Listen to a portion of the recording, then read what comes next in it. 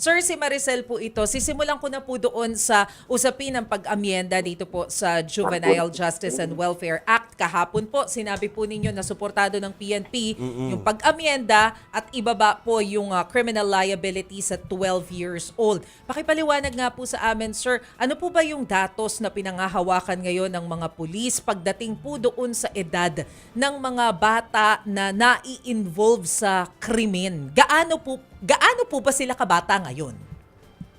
Ma'am, unang-una po, nais kong bumati sa ngalan ng aming Chief PNP na si Police General Jose Melencio C. Nartates Jr. ng isang magandang araw po sa lahat ng nakikinig at sa inyo po.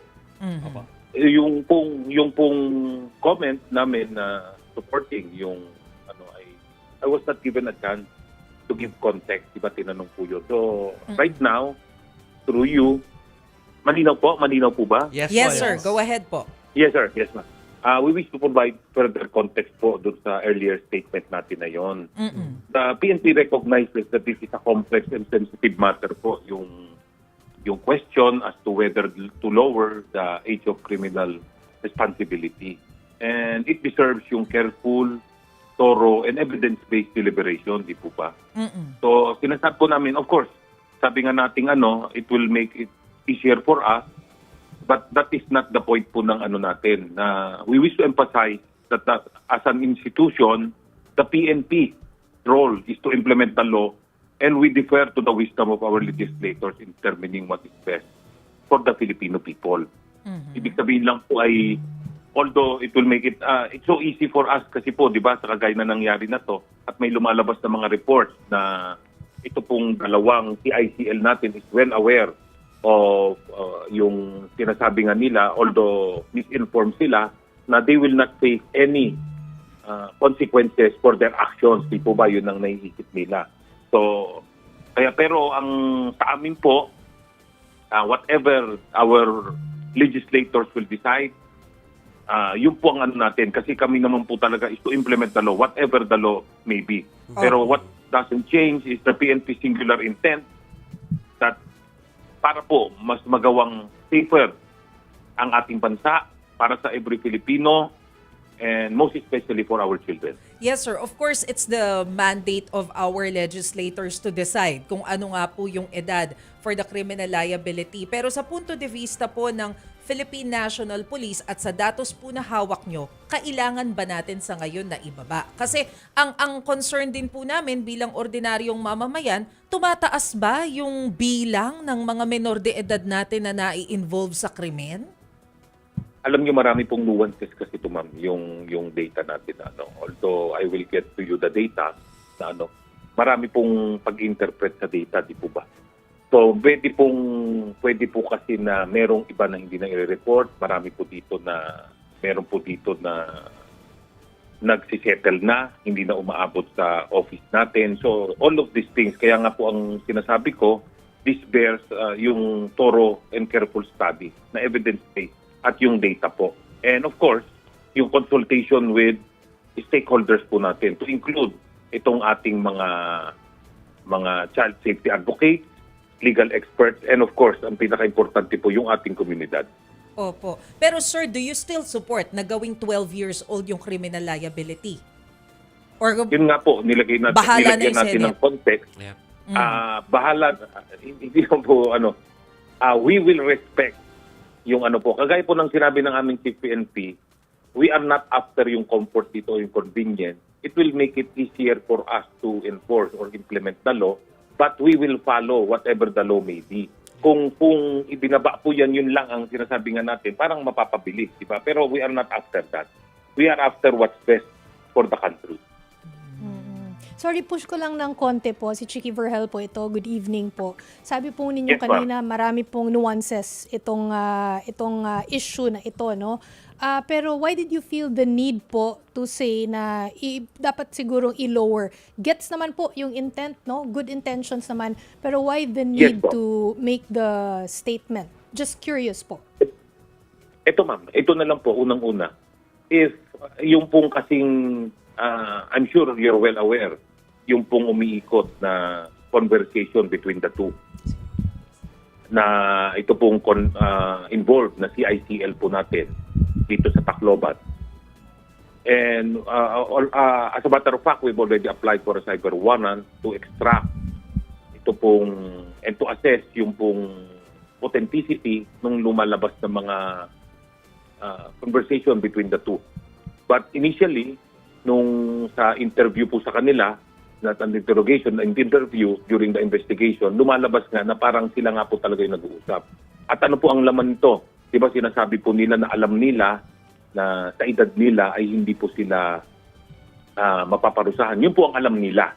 Hindi po lang sila mapaparusahan, dadalhin lang sila sa isang facility at sila po ay papalabasin pag nagbago na. Yun po ang ano nila. So, kaya nga po sinabi ng ating regional director sa PRO8, yung main unit po natin na nag-imbestiga dito, is this was really planned. So, itong exact instance lang po na ito, medyo points to the fact na yung pong 14 at 15 years old ay medyo capable na po talaga of planning this kind of devious na attack. While knowing fully well the right and wrong, yung may discernment na po sila, but they still push through dahil alam nila na yung 14 ay, although there will be interventions and ikukomit po siya sa isang institution run by the DSWD, this is not the same as being incarcerated. We understand yung pong sa UN na ano natin dito, meron po kasi yun ang nuances po dito, di ba? Meron pong UN na kaya nga inano natin na itinaas natin yung age of criminal responsibility sa 15 and above. Pero ito nga po, kita natin na hindi po, unang-una po, hindi dapat sila isama sa hardened criminals kasi rehabilitation ang hinahabol natin dito, i-restore natin sila to be productive, productive members of society.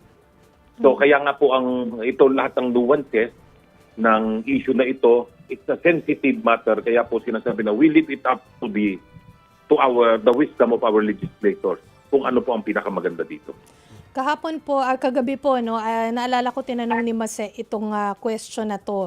Kasi gusto namin sana malaman kung talagang confirmed na talagang legit itong yung conversation po, seemingly on social Screenshots. media, between itong mga CICL or Children in Conflict with the Law po. Yes, Verified po. Yun nga po, kasi alam nyo, it takes time po sa amin. Okay. We have to do it.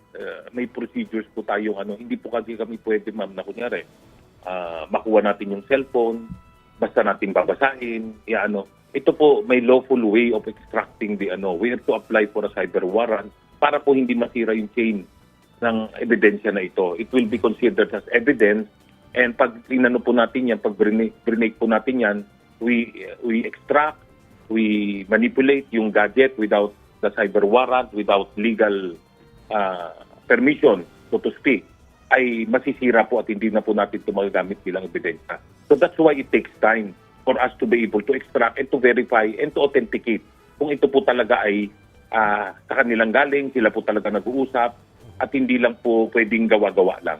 Sir, doon sa sagot nyo kay Chiki sa kwento nyo tungkol dyan sa mga screenshot na yan at maski kayo ay tinake note po ninyo yung fact na doon sa conversation ay yung word na akala nung dalawang nag-uusap ay ito yung mangyayari sa kanila kapag sila ay nahuli tapos sila ay mapapakawalan kapag good na yung kanilang character. So ito yung parang reflection ng marami talagang hindi nakakaalam ng batas na kung ano talaga yung consequence ng kahit na kung ano yung age mo ay may consequence yung pwedeng matanggap do sa iyong gagawing krimen. Yes sir, kasi kagaya po ngayon. For the information of everyone po, last night, that's June 23, ay na-endorse or na-refer na po natin ng information or complaint sa Fiscal's Office doon po sa Tacloban against the 15-year-old si alias Rod. Na-charge po siya for 3 counts of murder, 3 counts of frustrated murder, and multiple counts of serious physical injuries. Pero hindi po natin mapailan ng kaso yung 14-year-old. But, having said that, hindi po naman ibig sabihin, tama po yung sinasabi ng mga child safety advocates natin, na hindi po ibig sabihin na wala na siyang kakaharaping consequence. He will be mandatorily committed sa isa pong facility, childcare facility run by the DSWD for intervention and psychosocial support. Yun po. Pero hindi po siya makukulong. So, ano po yung gagawin sa kanya doon? Pakipaliwanag lang po para maintindihan namin. So, yung si alias Nash, magiging under po siya sa DSWD. Of course, we understand rehabilitation. Hindi siya kulong, pero gaano po siya katagal magstay doon sa facility?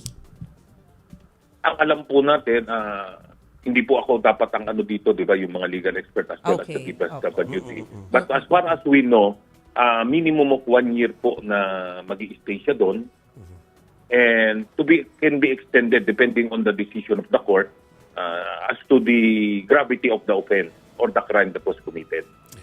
As to yung actual na gagawin po sa kanila doon, ano po yung intervention na gagawin, maybe it's better for the DSWD be the one to answer that. Okay. Okay. Sige po. Marami pong salamat sa inyo, PNP Police Colonel Alan Rico. Thank you, sir.